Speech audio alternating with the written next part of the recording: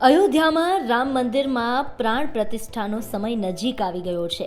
રામ મંદિરના ગર્ભગૃહમાં સ્થાપિત થનારી ભગવાન રામ મંદિરની પ્રતિમાની પસંદગી થઈ ગઈ છે.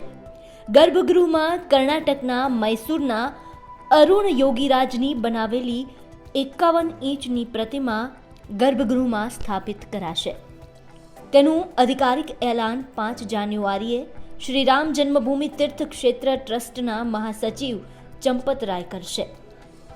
ભાજપના વરિષ્ઠ નેતા અને કર્ણાટકના પૂર્વ મુખ્યમંત્રી BS યેદુરપ્પાએ આ અંગે ટ્વીટ કરીને જાણકારી આપી અને અરુણ યોગીરાજને શુભકામનાઓ પણ પાઠવી.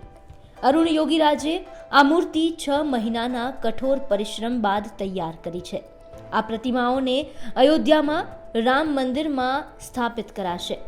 અરુણ યોગીરાજની વાત કરીએ તો અરુણ યોગીરાજ કર્ણાટકના પ્રસિદ્ધ મૂર્તિકાર છે. તેમણે મૈસૂર યુનિવર્સિટીથી MBA કર્યું છે. તેઓ સુપ્રસિદ્ધ મૂર્તિકાર યોગીરાજના પુત્ર છે.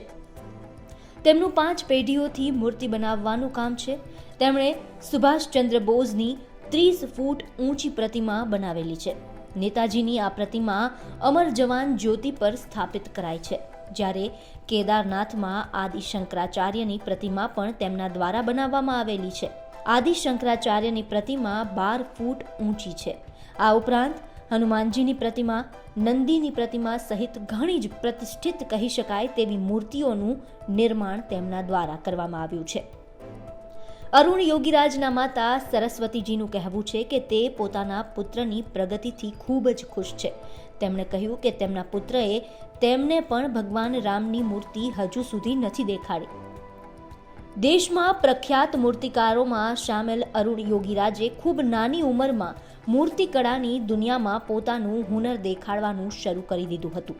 અરુણ યોગીરાજ પોતાના પિતા યોગીરાજ અને દાદા બસવનના શિલ્પીથી ખૂબ જ પ્રભાવિત હતા, જેમને મૈસૂરના રાજાનું સંરક્ષણ મળ્યું હતું. મૂર્તિકળાની દુનિયામાં અરુણ યોગીરાજ ખૂબ જ સારું નામ કમાયા છે અને હવે 22 જાન્યુઆરીના રોજ બહુપ્રતીક્ષિત અયોધ્યા સ્થિત ભગવાન શ્રી રામના મંદિરમાં પ્રાણ પ્રતિષ્ઠા મહોત્સવ થશે, જેમાં અરુણ યોગીરાજ દ્વારા કંડારાયેલી મૂર્તિ સ્થપાશે. બ્યુરો રિપોર્ટ, ગુજરાત તક.